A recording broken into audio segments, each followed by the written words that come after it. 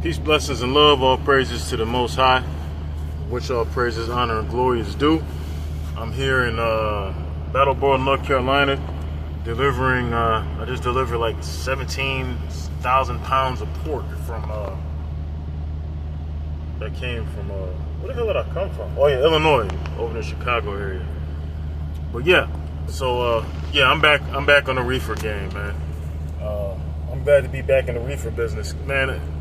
I did flatbed for 1 month, and that's all I needed. All I needed was that 1 month, and I knew that shit wasn't gonna be for me.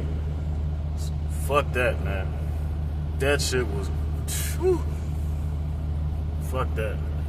You know, it's not so much the work that's involved with flatbed, but the thing is, like, with the money that I made in trucking, whether reefer or drive-in, compared to what I was making over there in the flatbed, it just didn't really make it much of a difference, you know, fuck that. I work smart, not hard. Now, shout out to the flatbed drivers out there. It's not for everybody. It damn sure wasn't for me. So I was working with this company called Paul Transportation in Tulsa, Oklahoma. Small little carrier.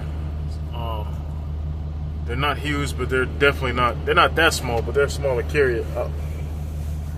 I went with them to get some flatbed experience because I wanted to try flatbed out, and I didn't want to have to go to a mega carrier. I didn't want to go to fucking TMC, Maverick, and none of that bullshit. So I said, okay. I hopped on with them. I went down to Tulsa, Oklahoma. Training was literally 5 days long, and it was janky as fuck, you know. But the thing is, you know, it's very difficult. It don't even matter if training was 2 weeks long, securement training. If it was 2 or 3 weeks long, you can't really teach somebody how to do. You got to get some real world experience. You know what I mean?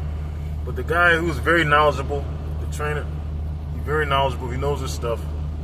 And it's a fine company, you know. But fuck that.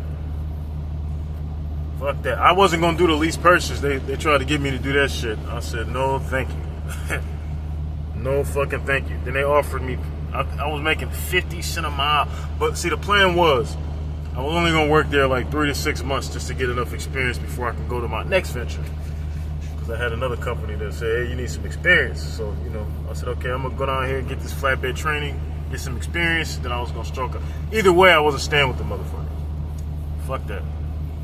But yeah, that flatbed ain't no joke. And like in training, the motherfucker didn't tell us that, well, the flatbed trailers that we had was 53-foot California Kings, 10-foot spread axle tandem. So the tandems didn't slide at all.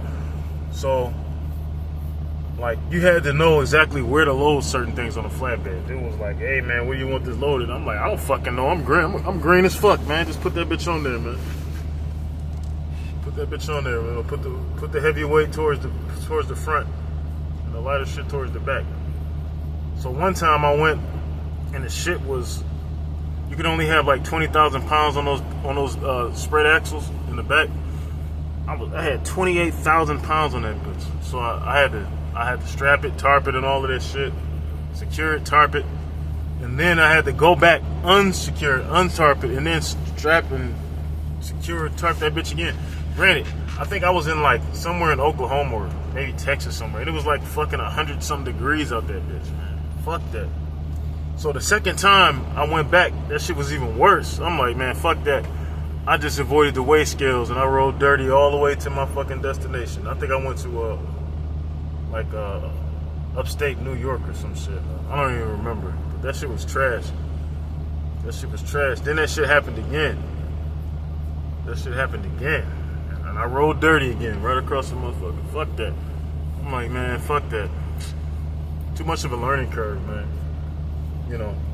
But shout out to the flatbed guys, man. You guys are something else, man. I respect you guys, man, for sure. Ain't no way I was gonna do that shit in the wintertime. Fuck that. But I'm back in the reefer game. I'm not gonna disclose the company I'm with, but I am with the Russians in Chicago. You feel me? I like the way they do business. You know, you can't be no bitch ass. Excuse my language. You can't be so fucking sensitive. You know what I'm saying? You know, they all about business. Nothing personal, just business. And I am not doing a lease purchase. Fuck that. I'm on a company driver 1099 doing reefer, and I get 32% of the gross.